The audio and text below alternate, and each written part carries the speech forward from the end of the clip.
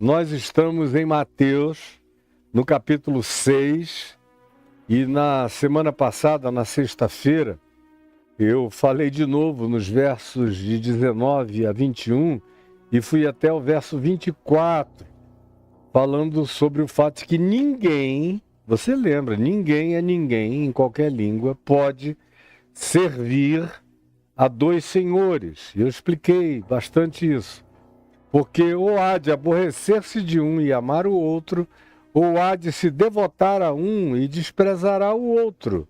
Por isso, no tema da acumulação de riquezas na terra, Jesus disse: não podeis servir a Deus e as riquezas. Vocês têm que decidir o que vem primeiro. É o que a gente vai ver mais adiante, no verso 33. Quando se diz, portanto, buscai em primeiro lugar o reino de Deus e a sua justiça, e as demais coisas vos serão acrescentadas, mas coloque o seu coração primeiro no que vem primeiro. E as outras coisas têm que secundar aquilo que é essencial. Mas eu vou falar muito ainda a respeito disso mais adiante, porque tudo aqui está completamente conectado. A gente vem das espiritualidades plásticas, das doações plásticas, das esmolas plásticas, dos dízimos plásticos, dos dinheiros plásticos. Eu não estou falando de cartão de crédito, é da plasticidade da doação feita como aparência, demonstração, mascaramento, hipocrisia, fachada, marketing pessoal.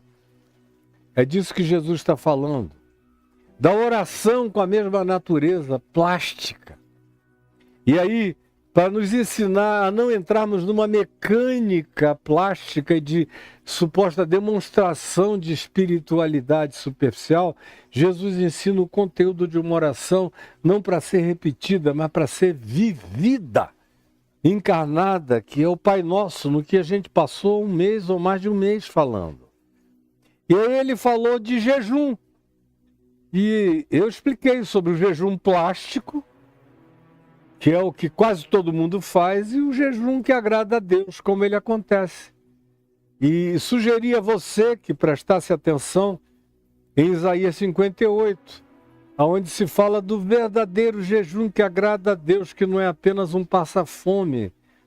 Existe esse jejum da abstinência de alimentos, mas o jejum que agrada a Deus é aquele do compartilhamento de alimentos, de vida, de atenção, de entrega, de energia da gente em favor dos outros. Está em Isaías 58.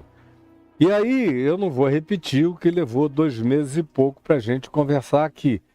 E aí eu cheguei aqui na acumulação de riquezas na terra, em contraposição ao ajuntar tesouros nos céus. E ficamos 2, 3 dias falando disso.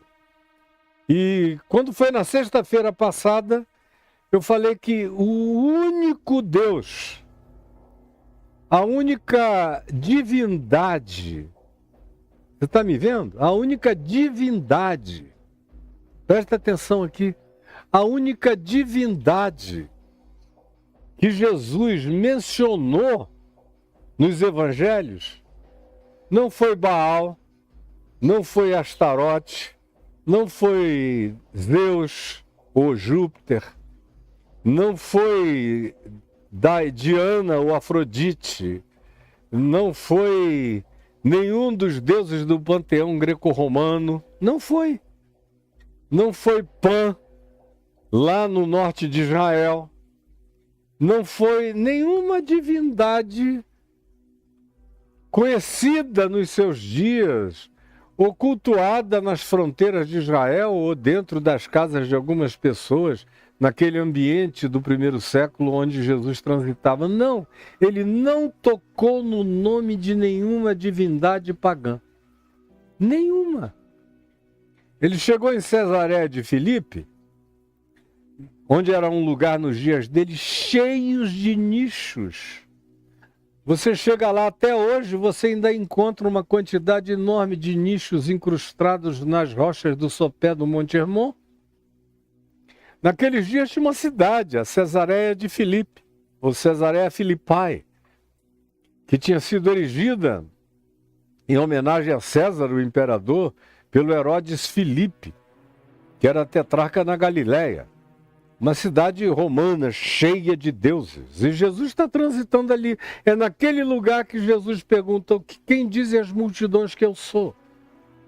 E eles começaram a dizer, uns dizem que tu és só gente reencarnada, que tu és Jeremias, que tu és Elias, que tu és João Batista reinfuso em ti, por isso tu operas poderes miraculosos, embora João Batista nunca tenha feito nenhum milagre. Mas é o que o povo pensa. O povo pensa muita coisa fora do, como meu pai diria, fora da bitola, meu filho.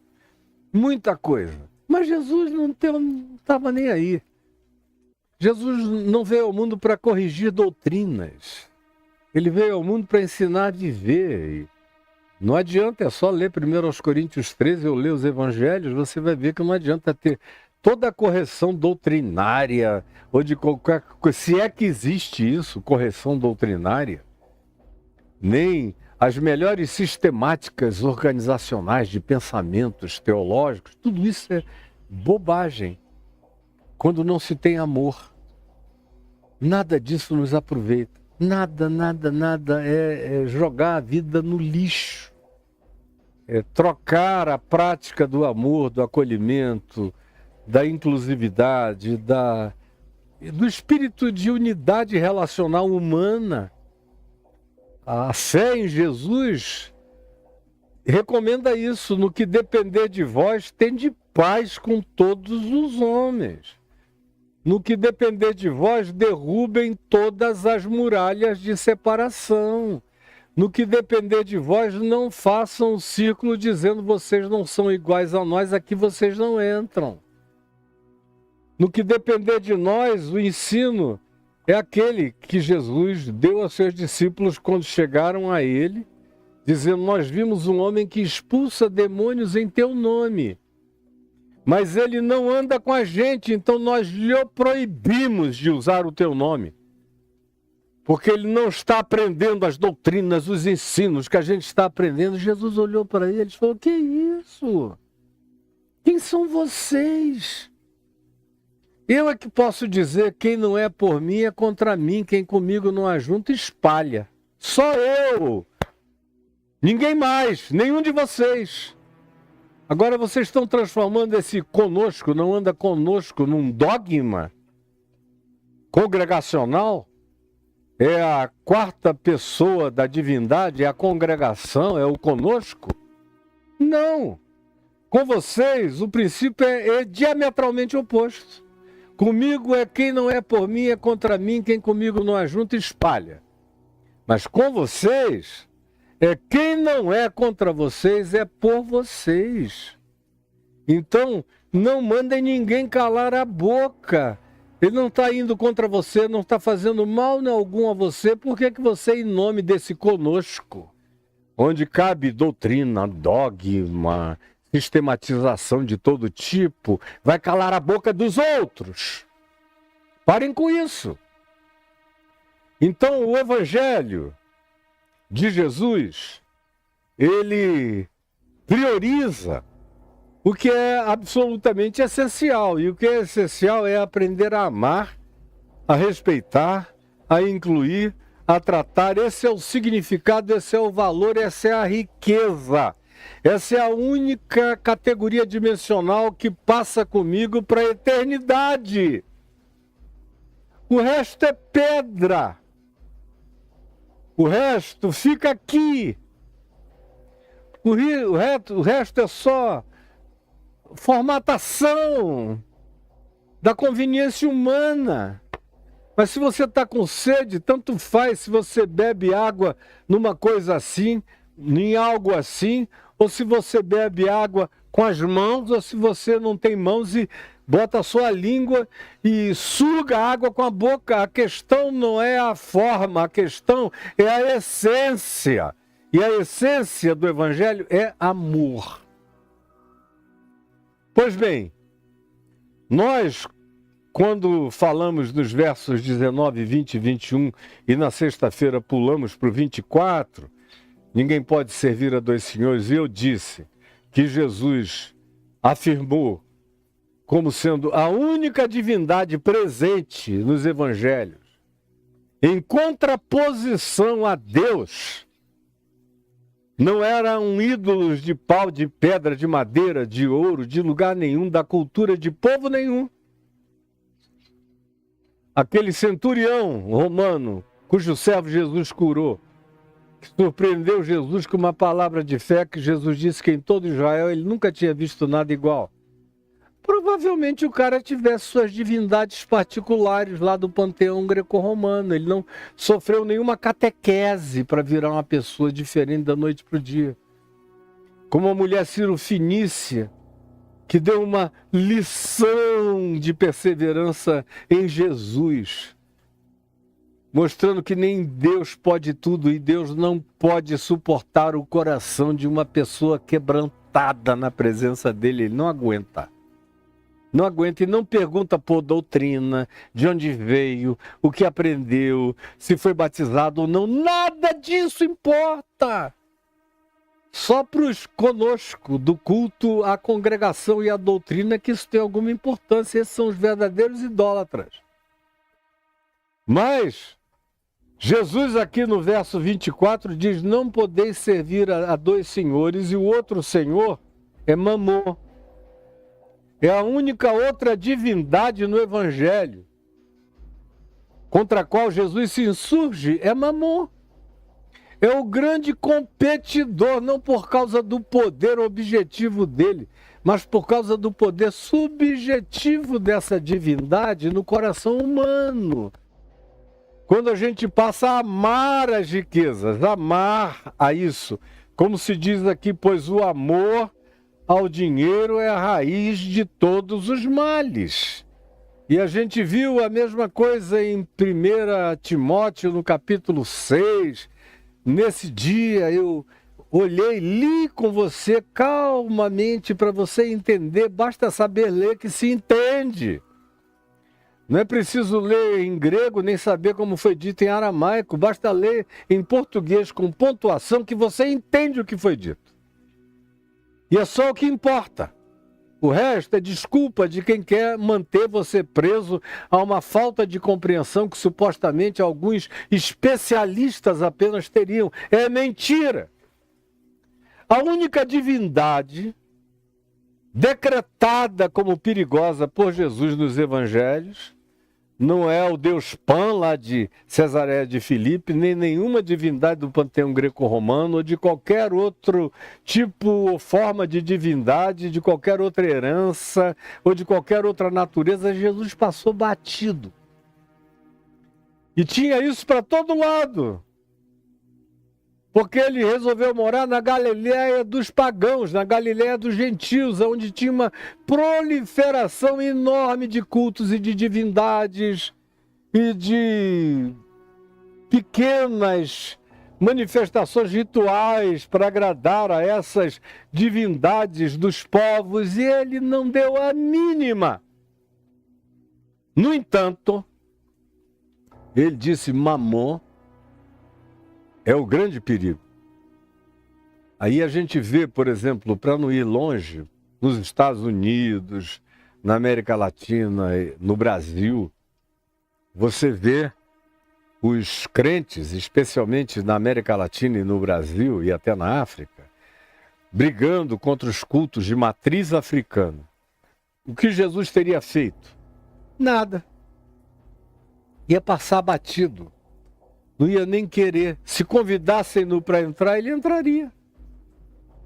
Se alguém num culto, se houvesse candomblé nos dias de Jesus, e uma mãe de santo dissesse: Senhor, entra, eu quero te servir, assenta-te à minha mesa, ele se assentaria.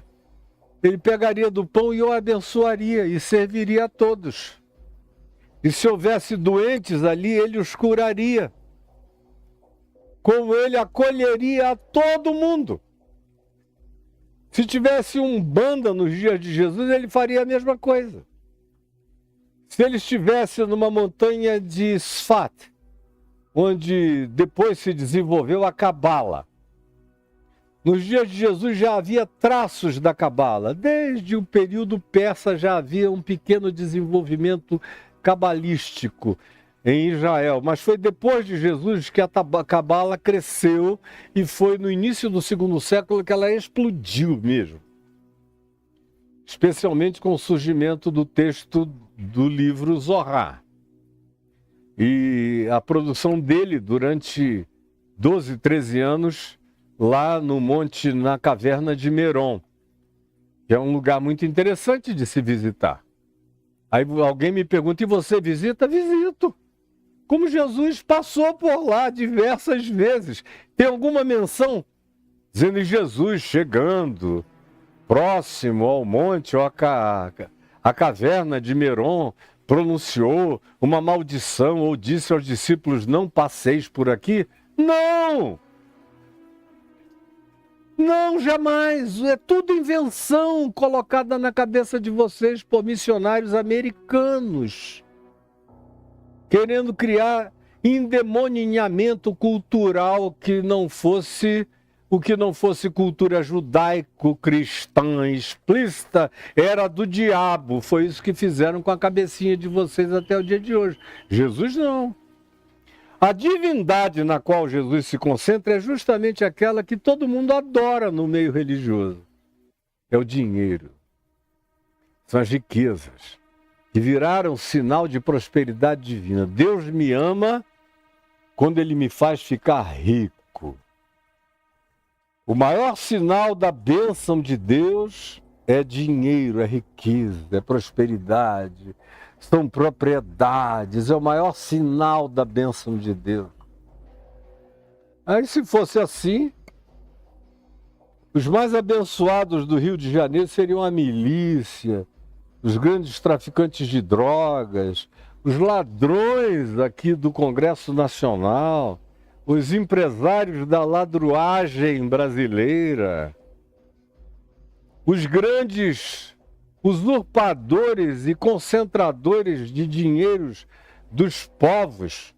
1% da terra é que carregaria a bênção, que foi tomada de 65% dos outros, mas porque Deus escolheu, predestinou 1% para serem os salvos, os abençoados, carregando o signo da riqueza como unção dele.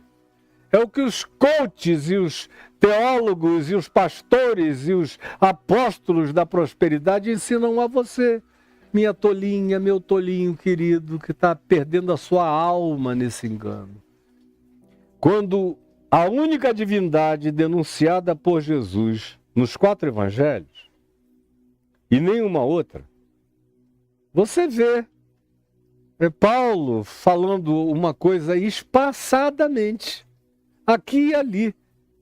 Mas quando ele viu que os cristãos estavam começando a perder o significado, o valor, o entendimento do que era de fato importante, e começaram a ter brigas por causa de alimentos sacrificados ou não aos ídolos, e ali em Corinto, 1 aos Coríntios capítulo 8, da cidade de Corinto, tudo era sacrificado aos ídolos, tudo, absolutamente tudo. Tudo que vinha da terra, tudo que vinha do campo, tudo que vinha da pecuária, tudo era dedicado a alguma divindade, era uma cultura greco-romana. E era assim que funcionava.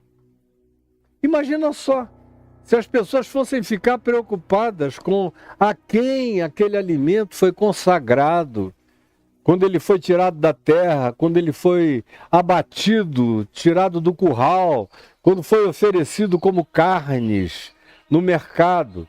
Alguém antes, era comum, era hábito, fazia parte do rito, consagrar a divindade de preferência do indivíduo, do comerciante.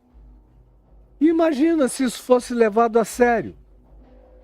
Ninguém comia nada em Corinto, nenhum crente ia poder comer nada. Paulo chega e diz, não, O ídolo, vamos supor que isso aqui fosse considerado um ídolo. Nada é no mundo, nada, não é coisa nenhuma. Se você bater aqui, quebra.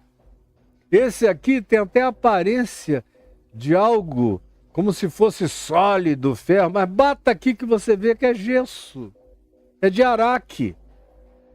O ídolo nada é no mundo. As idolatrias não são as objetivas, são as subjetivas. Como disse Jesus, é do coração que procedem as idolatrias. Está lá em Marcos 7.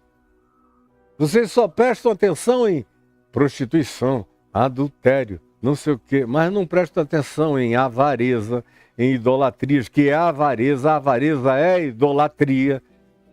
Portanto, Jesus está sempre afirmando que o grande ídolo nasce do culto às riquezas, e ele explicitamente aqui afirma que o grande adversário de Deus no coração humano, o grande outro senhor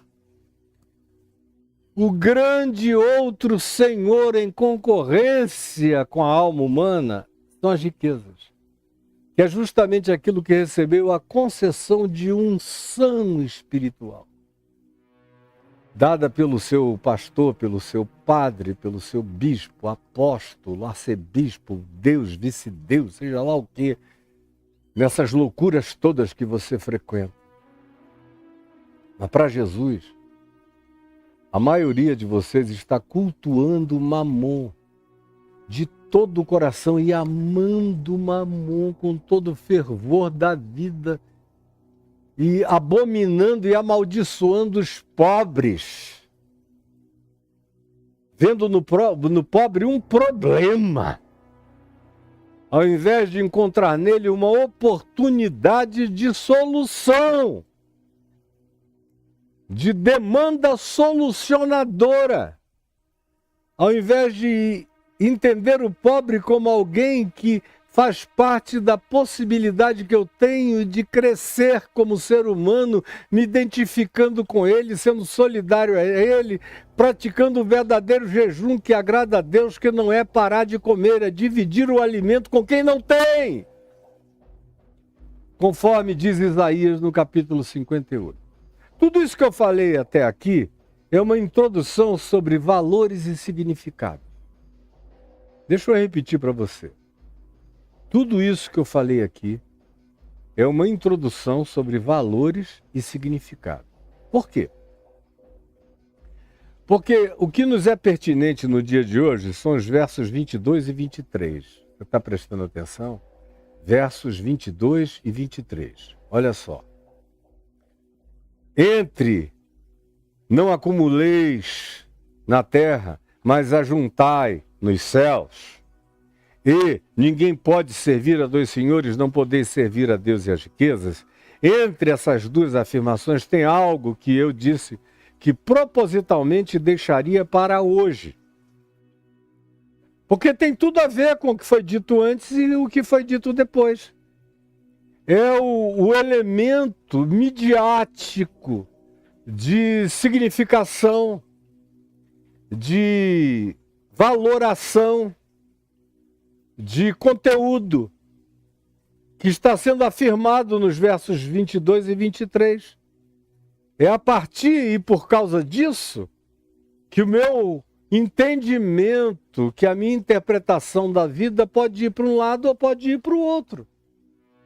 Por exemplo, se eu cultuo a Mamon, e se eu vivo para minha devoção às riquezas terrestres, e acumular, e ter, para a glória de Deus, aí eu boto no banco e digo, Senhor, tu me deste, Deus me deu, aí tiro dali um dízimozinho para lavar o resto do dinheiro da minha avareza, da minha busca idolátrica de ter, de possuir, de arregimentar, de guardar, de aumentar, de fazer aquilo se tornar um Himalaia de visibilidades e ostentações, eu estou na mais profunda perda de significado e de idolatria, porque eu estou significando aquilo que não tem nenhum significado para Deus, que não tem nenhum significado para a eternidade.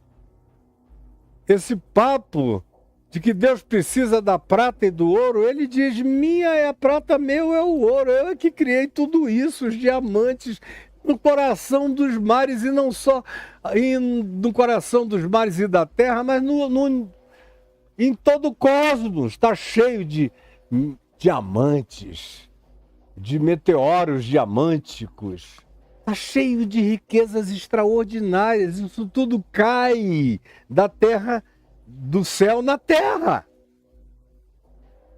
Tem sobrando. Eu não preciso de nada disso. Vocês é que precisam.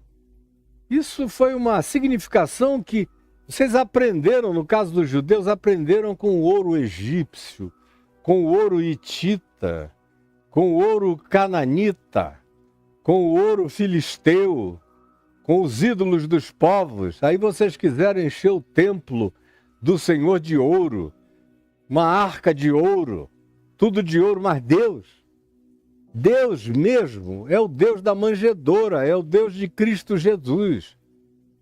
É o Deus dos pobres, necessitados, aflitos, angustiados, oprimidos. É o Deus de outras razões de ser e de gente dessignificada pelo olhar daqueles que só pensam em ajuntar para si e que não tem nenhum coração para, em nome do verdadeiro amor de Deus, compartilhar com o próximo e facilitar a vida do outro. E se ele tem o dom de reunir, ele tem a graça de espalhar e de facilitar e de melhorar com o que ele tem a existência dos outros. Portanto, quando Jesus diz aqui, são os olhos, ele não está falando do globo ocular, ele está falando da mente. E uma das boas ilustrações disso, a gente encontra, por exemplo, aqui no Evangelho de Marcos, no capítulo 8 do Evangelho de Marcos, do verso 22 ao verso 26, naquele homem cego lá de Betsaida, a quem Jesus curou, ungindo os olhos do homem primeiro. E aí perguntou ao homem, tu vês alguma coisa? Aí o cara abriu os olhos, entrou luz nele, e ele falou, eu vejo os homens, porque como árvores, eu vejo os homens andando com aquela juba, aquele cabelo, aquele movimento, como se fossem árvores andantes. Aí Jesus disse, não, tem alguma coisa ainda errada na mente dele. O globo ocular dele está aberto. Os fótons, a luz, as partículas de luminosidade estão penetrando e passando pelo globo ocular, pelo nervo óptico. Mas a sinapse cerebral dele não está curada, porque ele ainda confunde seres humanos com árvores, com coisa, com objetos. E quando um ser humano confunde gente com coisa, é porque a luz mesmo de Deus não entrou profundamente nessa pessoa. Aí Jesus foi e ungiu o homem outra vez e botou a mão na cabeça dele. E aí retirou a mão e disse, agora? Aí o homem disse, agora eu vejo tudo nitidamente, nitidamente. Por que eu estou contando essa história? Porque os olhos, e olhos aqui significando infinitamente mais do que globo ocular, você pode ter olhos muito bons. Como Jesus disse, eles têm olhos, mas não veem. Têm ouvidos, mas não ouvem. Eles têm coração, mas não querem entender, discernir. Porque eles não querem de fato, em vendo, ouvindo, discernindo, virem até que dá razão a Deus E então virem a se converterem, a mudar, a terem que encarar a necessidade inadiável de transformação de significados interiores. Por isso Jesus diz, sanduichadamente, por não acumuleis tesouro sobre a terra, mas ajuntai tesouro nos céus, porque ninguém pode servir a dois senhores, porque vai amar a um e aborrecer-se do outro, e vice-versa, assim não podeis também amar a Deus e as riquezas simultaneamente. Ele diz, entre afirmações, isto aqui que eu guardei para o dia de hoje, para você entender melhor. São os olhos transcendendo o globo ocular, são os olhos a lâmpada do corpo, a luz do corpo. Esse lugar onde você faz sinapses de significados no seu cérebro, na sua mente, e sinapses de significado no seu coração, na sua alma, no seu espírito, no seu ser. Esse lugar imaterial, esse lugar não lugarizado, que não é órgão nenhum, mas é o todo do ser consciente. É a isso que Jesus chama aqui de olhos. Tendo acabado de dizer, cuidado com o que você privilegia com o olhar, com aquilo que você cultua com o seu olhar. E a que ele está se referindo? Às acumulações, aos ajuntamentos que não passam com a gente para a eternidade e que só têm sentido se forem dispendidos como recurso para facilitar não apenas a minha vida e da minha família, mas a vida de outros que não receberam o dom que você recebeu. E que podem ser ajudados por você a deflagrarem um processo novo na sua própria vida. Não para se tornarem preguiçosos, mas para se tornarem mais úteis do que conseguiram ser até aqui. Ninguém pode servir a Deus e a Mamon, vocês têm que escolher. Se vocês não escolherem qual é o que vem primeiro, a prioridade e o que vem primeiro, não é, e tem gente que usa isso como desculpa, eu separo primeiro o dízimo, depois eu torro o resto, ou eu guardo o resto. Parece até que Deus é um otário e fica vendo você dizer, olha Senhor, estou separando primeiro o dízimo, agora o resto eu joguei para cima, nenhum anjo pegou, é meu. E eu vou fazer tudo o que eu quiser com isso aqui.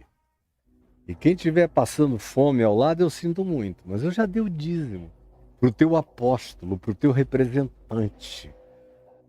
E ele vai ficar bilionário, milionário em nome de Deus, por causa da sua otariedade. Por causa da sua cegueira. Porque os seus olhos ficaram maus. E o que Jesus quer dizer com são os olhos a lâmpada do corpo? Ele está querendo dizer que é com o elemento cognitivo que eu ilumino a minha vida, ilumino a vida dos outros, ilumino tudo. Tudo tem a ver com a minha consciência. Tudo tem a ver com a minha cognitividade espiritual. Tudo tem a ver com as prioridades dos meus significados.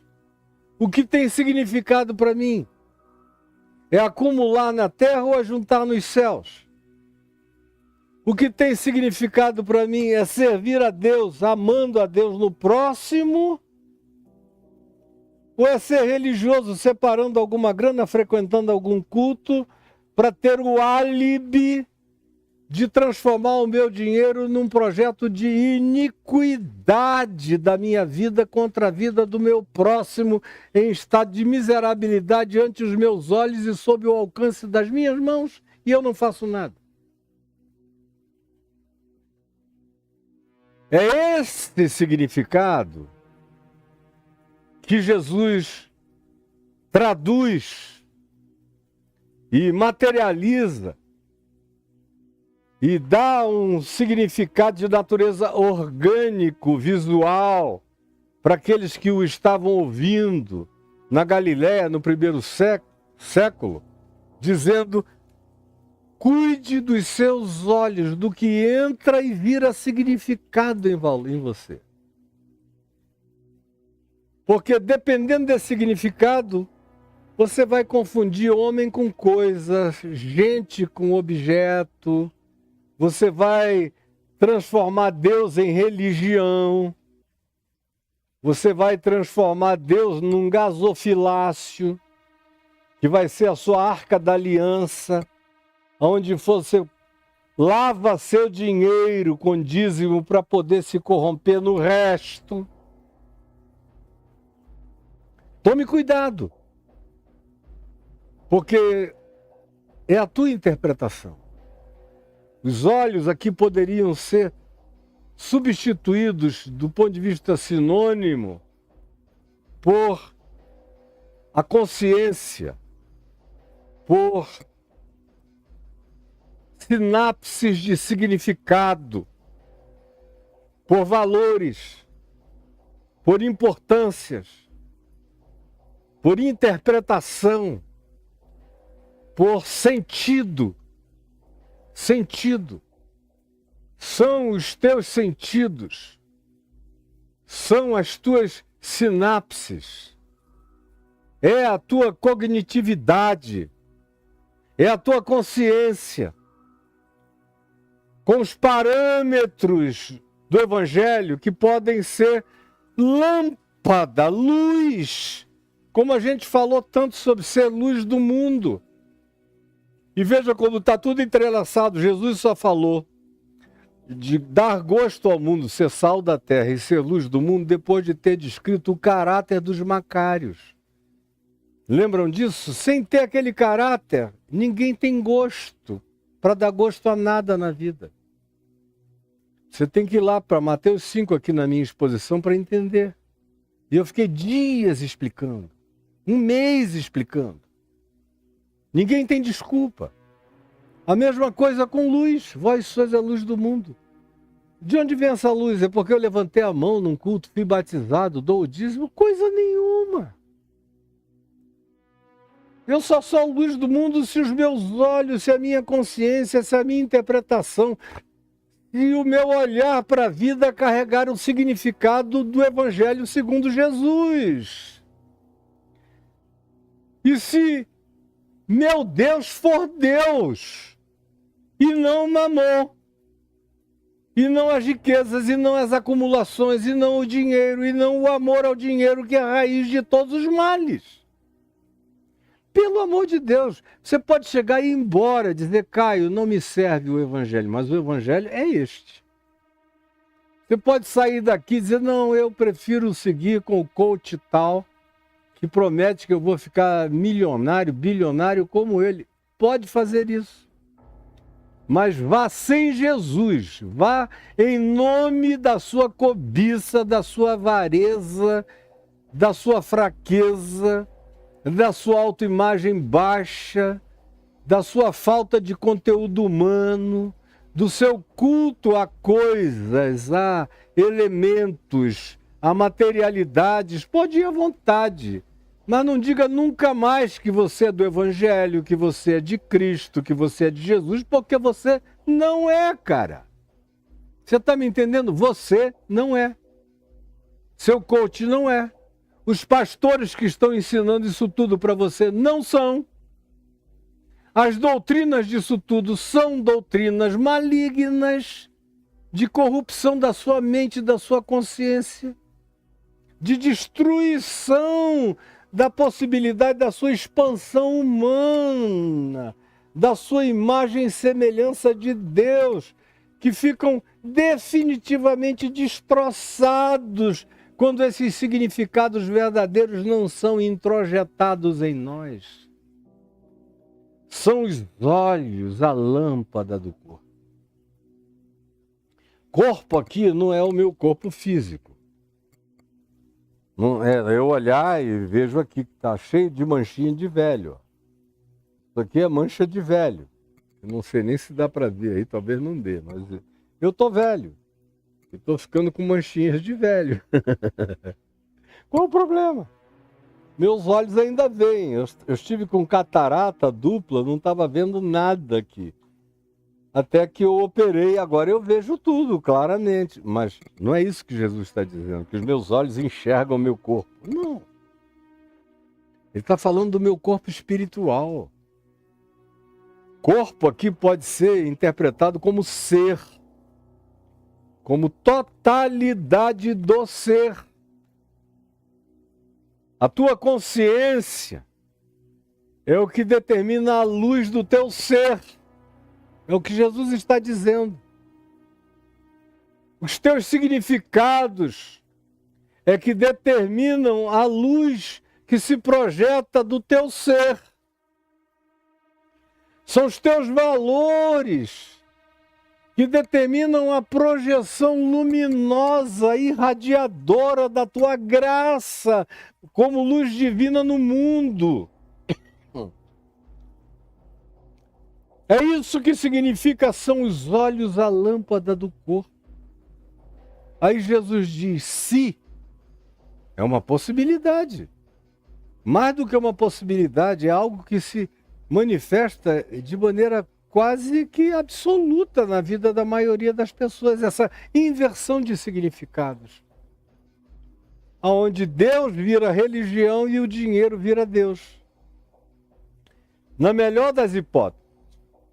E olha, eu nunca encontrei nenhum ateu na vida dizendo que o problema deles com Deus é por causa de que Jesus disse que ou era Deus ou eram as riquezas. Eu nunca encontrei nenhum. E olha que eu converso com ateus e ateus e ateus há meio século. E eles gostam de mim, de conversar comigo. Nunca encontrei. O cara traz outras questões. Por que Deus deixa sofrer? Um monte de infantilidades filosóficas. Um monte. Quase todo ateu sofre de infantilidade filosófica. Ou de outros problemas de natureza psicológica. Quase todo ateísmo tem um fundo psicológico de amargura e decepção profunda. Ou de dores não tratadas, ou de terem assistido calamidades para as quais eles ousaram rezar, orar, pedir, ofertar, fazer qualquer coisa, uma barganha. Deus, se tu curares meu filho, minha mulher, meu marido, meu pai, eu prometo que eu vou frequentar esse lugar ou aquele. E aí nada aconteceu, o ente querido morreu e o cara fica ateu. É um traumatizado, até Deus entende, é claro, eu entendo quanto mais o Pai que está nos céus. Abraça esse filhinho e diz, ô filhinho, uma pena que você ainda tenha a mente tão bloqueada, você tenha sido tão condicionado, e tenha transformado Deus para você num pacotinho tão pequeno, tão medíocre. Mas eu te amo, e te incluo, e tu és meu. São os olhos, a lâmpada, as lâmpadas, as luzes da vida. É a nossa consciência, é a minha interpretação dos significados da vida que se transformam em luminosidade positiva para o meu ser, ou não. Se os teus olhos forem bons, se você tiver desenvolvido as sinapses do Evangelho, se você aprender o que tem valor e o que não tem valor, o que tem significado, o que não tem significado, o que passa e o que é eterno, aí os teus olhos serão bons. Como diz o apóstolo Paulo, escrevendo aos Coríntios, na segunda epístola, atentando nós, não nas coisas que se veem, mas naquelas que se não veem, porque as que se veem são temporais, mas as que se não veem são eternas. Preste atenção, atentando nós, não nas coisas que se veem, Porque as coisas que se veem são temporais. Quer ver como são temporais? Olha aqui esse caneco. Ele quebrou isso aqui, porque é temporal. Esse aqui ainda está completo. Um tem bebida para tirar a sede, o outro um cafezinho. Mas são temporais, vão acabar. Como Paulo diz, tudo com o uso se destrói, tudo. Não há nada que não se destrua com o tempo. Tudo. Portanto, ele diz, atentem, não nas coisas que se veem, mas naquelas que se não veem. Porque as que se veem são temporais, as que se não veem são eternas. Esse é o significado que eu tenho que ter para que os meus olhos sejam lâmpadas de luz divina no meu ser. Para que a minha consciência ilumine a vida, a minha e a dos outros. Eu ilumino a vida com a minha consciência. É o meu entrar e sair lúcido. A palavra lúcido vem de luz. Luz é a minha lucidez. A minha lucidez é que ilumina. É a minha consciência que decorre dos meus significados, que tem a ver com o agasalhamento divino das melhores e eternas coisas. É isso que ilumina meu ser, é isso que faz de mim um ente luz. Eu sou um ente luz não porque eu nasci um ente luz. Eu me tornei um ente luz quando eu fui dando lugar e dando razão a Deus, razão ao Evangelho, razão aos princípios de Jesus, razão a Cristo, a sua vida, ao seu ensino, a esperança com a qual ele vive, a fé que ele me ensina, o poder de ressurreição que ele transmite, o bom ânimo que ele me passa. Apesar de perdas, danos, mortes, você já imaginou quanta gente estava morrendo enquanto Jesus estava andando para lá e para cá na Galileia, ou na Judéia, ou no território chamado de Israel, ou chamado de Palestina pelos romanos dos dias de Jesus? Quanta gente estava morrendo? Você viu Jesus sair correndo de casa em casa, deixa eu ressuscitar mortos, ressuscitar, meu Deus, tem uma criancinha morrendo. Não, ele ressuscitou uma menina, filha de Jairo, Talita Cumi, ressuscitou a Lázaro, ressuscitou ao filho da viúva de Naim. Mas você não vê Jesus sair ressuscitando gente para todo lado. Aonde ele passava e tinha uma necessidade real, ele se circunstancializava a sua espaço-temporalidade histórica. Passou, viu, ele podia. E vendo que havia fé, e as pessoas tendo fé o procuravam, e diziam, se tu quiseres, tu podes purificar-me, tu podes me curar, olha eu aqui, tem misericórdia de mim, me socorre. Ele ia tocando e curando, até aquela que veio por trás e pegou na orla das suas vestes e foi imediatamente curada, e ele disse, alguém me tocou porque eu senti que de mim saiu poder. Ora, esse é o caminho do ser luminoso, mas você vê que nele, que é a luz do mundo, a verdadeira luz que vindo ao mundo, diz o apóstolo João, ilumina todo ser humano, não saiu fazendo fila de cura de ressurreição para lá e para cá, não estabeleceu dias de cura nem de ressurreição e nem ressuscitou todo mundo que estava morrendo. E não ensinou e ninguém teve nenhuma crise teológica. Por que que Deus estava presente em Cristo Jesus, na Palestina, e não curou todos os doentes, e não impediu os 18 que morreram no acidente da torre de Siloé de morrerem, porque ele não mandou um anjo avisar antes, porque eu vejo, inclusive, pessoas muito amadas minhas presas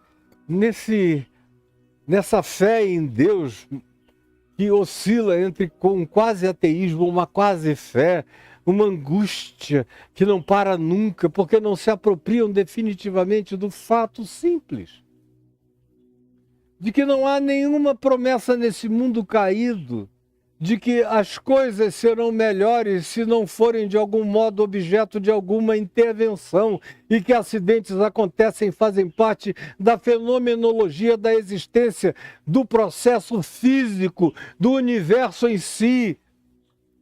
Quando Paulo diz que Jesus reina sobre tronos e sobre soberanias, ele está falando de fenomenologias. Nesse universo existe o ambiente dos fenômenos. Eu tenho um texto aí no meu portal caifab.net que diz que o acaso é o caso de Deus. O acaso é o caso de Deus. É o que Jesus ensina enquanto ele anda. Ele não podia ressuscitar mortos? Podia.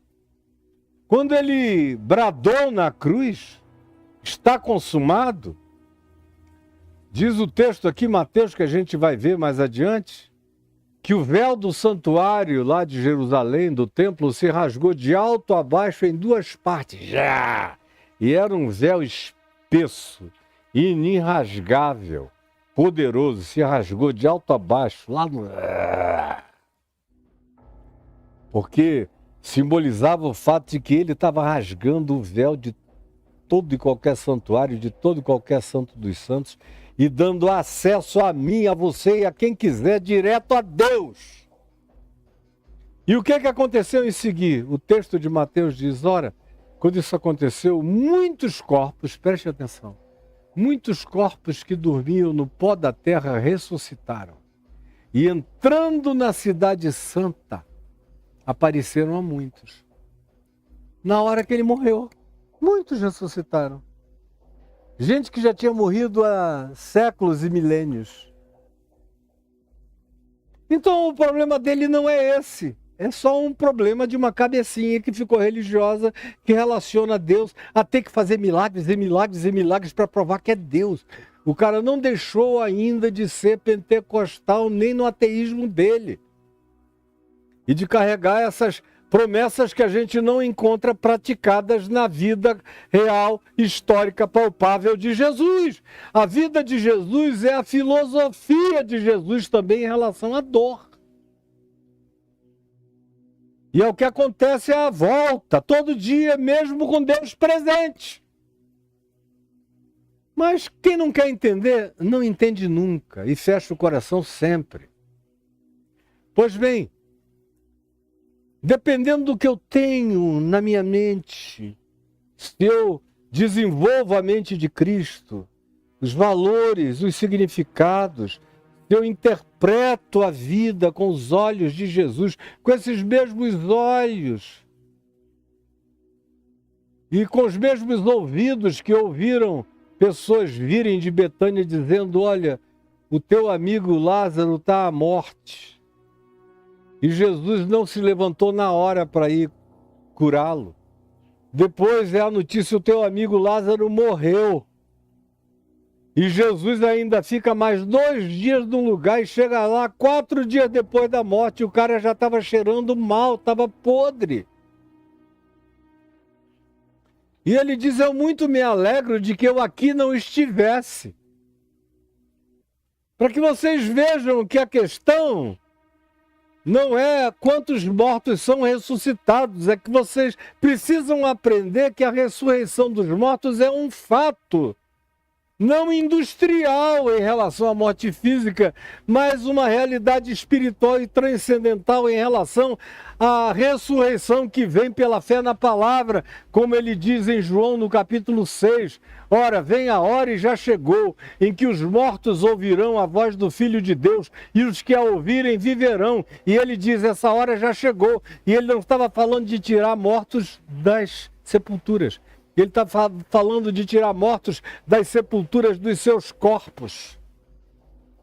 Eram os mortos que sepultavam os próprios mortos, mortos vivos.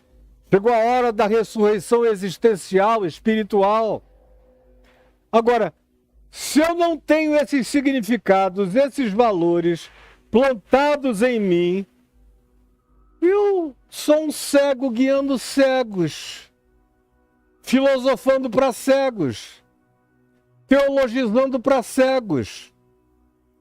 Não tenho nem o poder de consolar ninguém, porque tudo que eu tenho é tristeza inconsolável para compartilhar. Quem é que vai ser consolado por mim se tudo que eu projeto não é luz? E se pior do que isso?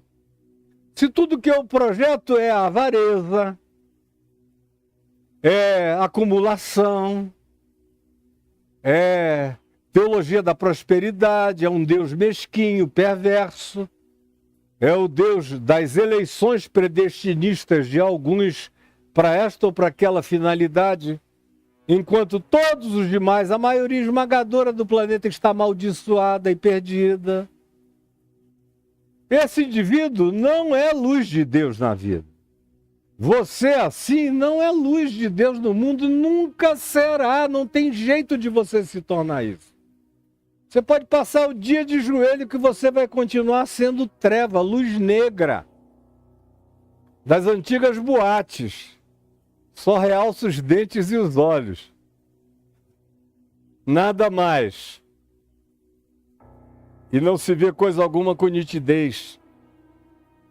Porque você não atenta nas coisas certas, você só atenta nas coisas que se veem, que se apalpam. Mas não nas que se não veem. As que se veem são temporais, vão passar, vão quebrar, vão acabar. Você vai morrer, cara. E o que você tem para quem será, seu louco? É o que Jesus diz. Estou usando palavras dele. Mas são as que se não veem, são as coisas imponderáveis, as que habitam o coração, as que se tornam eternas. São essas que se transformam em luz no meu ser. São os olhos a lâmpada do meu ser. Se os teus olhos forem bons, todo o teu ser ficará luminoso. Que expressão maravilhosa. É uma das afirmações, para mim, mais poéticas, mais lindas, mais práticas, mais poderosas, espiritualmente falando, mais assombrosas para o mundo espiritual, para todas as dimensões espirituais. É um choque para anjos, uma perplexidade para seres espirituais e é um pânico para seres malignos.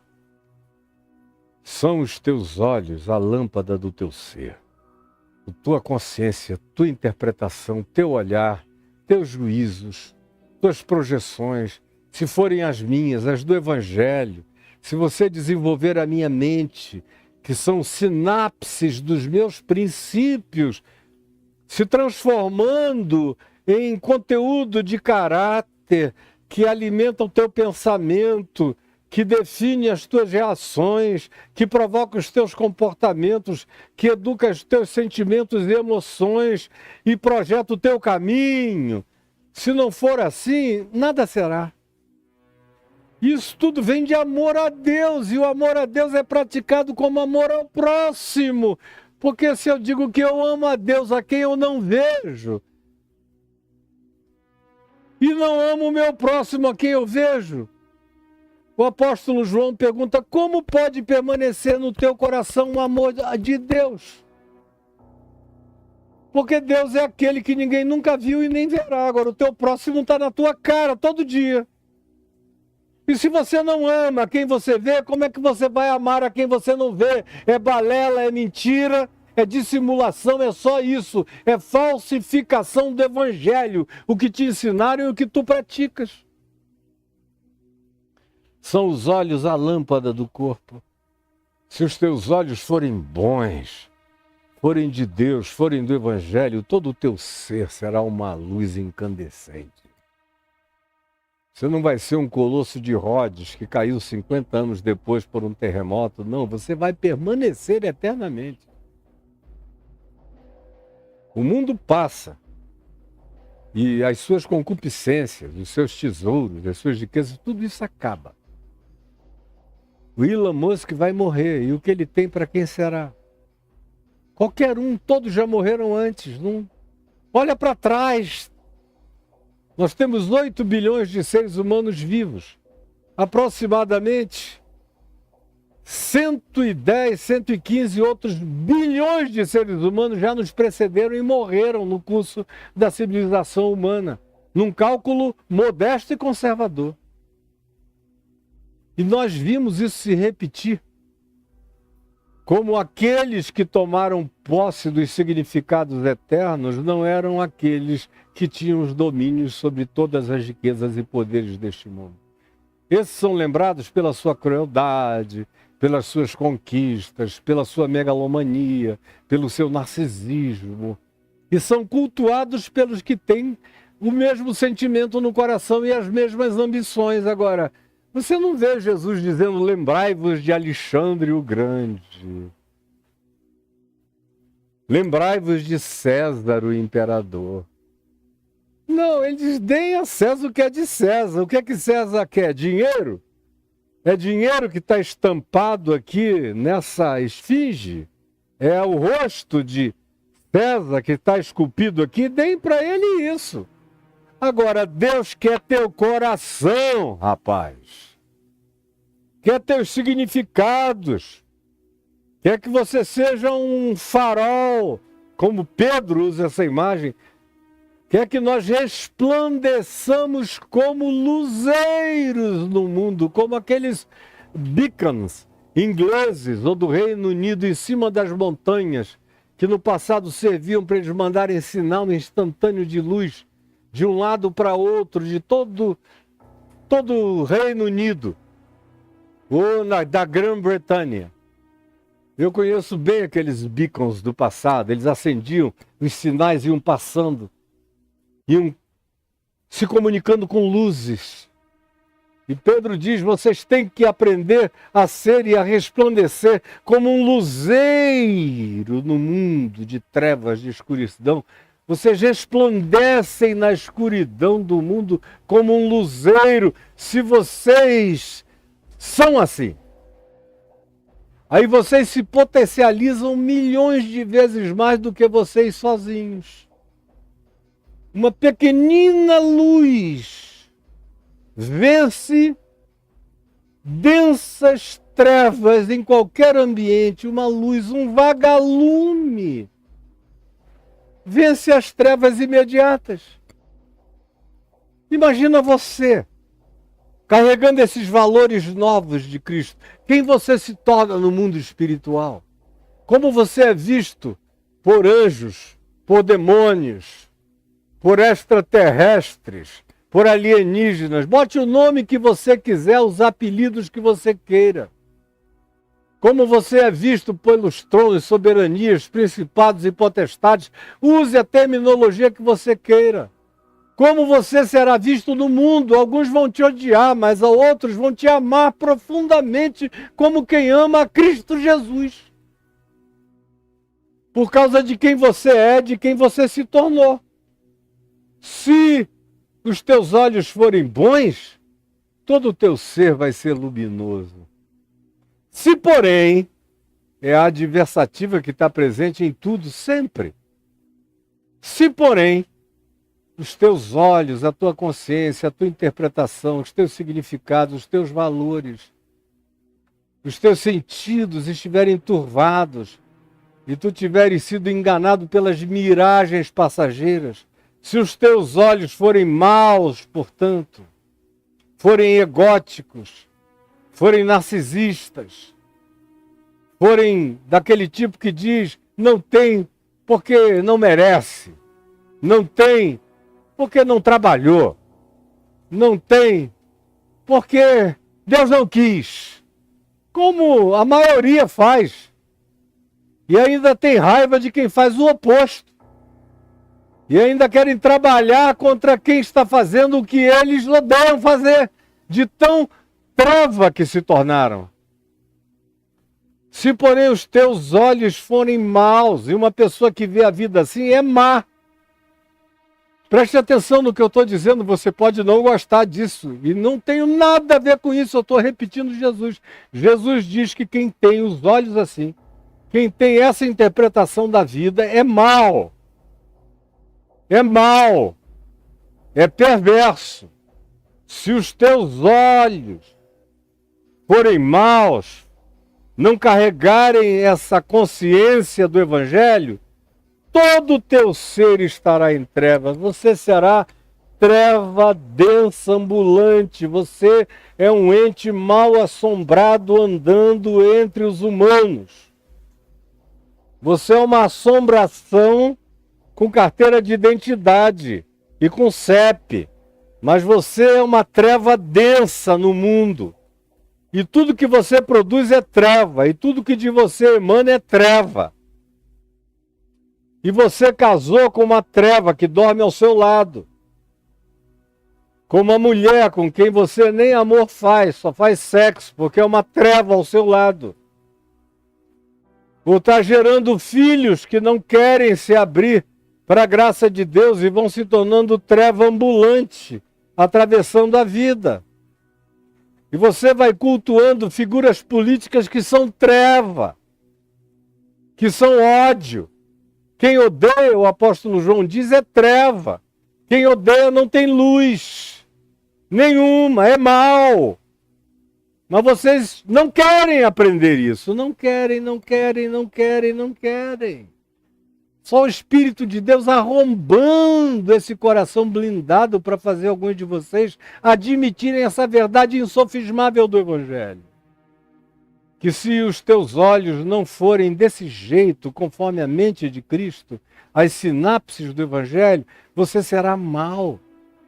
Sua mente é má, sua interpretação é má, seu olhar só projeta o mal. Você é um avaro, perverso, duro, narcisista, egótico. Todo o teu ser será treva. Você será treva concreta, palpável, andando na história humana. Milhões de seres treva andando entre nós. Portanto, o que é causa e efeito, portanto, por causa disso, por essa razão, caso a luz, o que deveria ser luz em ti, o que Deus te deu como dom para ser luz em ti, que é a tua consciência. Você nasceu com uma. Nasceu com esse potencial para ter luz dentro de você. Para ser luz para o mundo. Nasceu com esse potencial. Tudo vai depender das suas escolhas de significado, de valores, de importâncias. Tudo vai depender do que você despreza ou do que você cultua. Tudo vai depender de quem é o teu Deus. Se é Deus ou se são as riquezas imediatas, as importâncias imediatas, as visibilizações imediatas deste mundo. O que vem primeiro. Porque ninguém pode botar os dois em pé de igualdade. Jesus disse que ninguém consegue. Ou vai ter que, é uma questão de tempo, tudo vai se tornar verdade. E você vai descobrir que tentar cultuar a Deus e os outros significados vai rebaixar a Deus e vai entronizar os outros significados. E você vai se tornar treva a partir dessas ressignificações que você atribui a você mesmo. E aí é uma pena, porque se for esse o caso, aquilo que em você deveria ser luz, poderia ser luz, pode ainda ser luz se você entender o que eu estou dizendo. E decidir dar razão a Cristo Jesus na sua vida, na prática do Evangelho, porque o Evangelho não é uma teoria, é uma prática simples. Caso a luz que há em ti, que te foi dada como graça para ser desenvolvida como lâmpada da vida, se tornarem pelas ressignificações perversas praticadas pelo seu ser em treva, que grandes trevas tu serás. Aí você já não enxerga nem a você mesmo. É a primeira coisa, o cara perde a visão de si mesmo. Quem vive assim não se enxerga. Não se percebe, vai se psicopatologizando. Esse aqui é um caminho natural de toda a psicopatologia. Mesmo que você não se torne um serial killer, mas você é psicopatologizado. E há uma grande quantidade, talvez a maioria da sociedade humana viva nessa condição e nesse estado. E é por isso que o planeta é como é. Esse mundo de treva, de escuridão, onde aparece aqui e ali uma luz e todo mundo quer apagar. Todo mundo quer apagar. É um perigo ser luz do mundo. É um perigo ter esses olhos que iluminam a vida com essa lucidez de consciência. Essas pessoas vão se tornando apavorantes para quem cultua a treva. E eu sei que eu aqui não estou fazendo amigos. Estou fazendo muitos adversários e inimigos. E são os mesmos que se inimizaram de Jesus, são os mesmos que se inimizam de mim. O que me torna um Macários, um próspero, um bem-aventurado espiritual. Como Jesus disse lá em João 5. Se por minha causa vocês forem perseguidos, Macários sois, bem-aventurados sois. Porque eles sempre perseguem a pessoas que me repetem na vida ou que buscam manifestar a consciência que eu ensino. Eles sempre fazem isto. Então é um sinal de que vocês estão do lado certo da existência. Não desistam. E eu te peço agora, Jesus, que essa palavra aqui não podia ser mais simples, nem mais clara, nem mais óbvia. Penetre no coração de alguém. No coração de alguém. Eu não estou nem pedindo que penetre no coração de todos os que estão me ouvindo. Era o que eu queria. Era o que eu quereria. É o que eu gostaria. Mas se pelo menos entrar no coração de alguém, já começa a fazer diferença em algum lugar. E que haja alguns aqui que se ofereçam para ser esse alguém local, que se transformem em luz de Deus, que tem olhos que iluminam a vida e aonde quer que cheguem, e que projetem para a vida as clarificações simples e óbvias da prática do teu amor no mundo. É o que eu te peço, Senhor Jesus, em teu nome. E eu sei que tu me ouviste. Eu sei que tu me ouves. Que tu sempre me ouves. Mas eu oro assim por causa desses todos que estão me vendo. Para que eles tenham o testemunho dessa palavra e da resposta a essa oração. É o que eu te peço em teu nome, Senhor.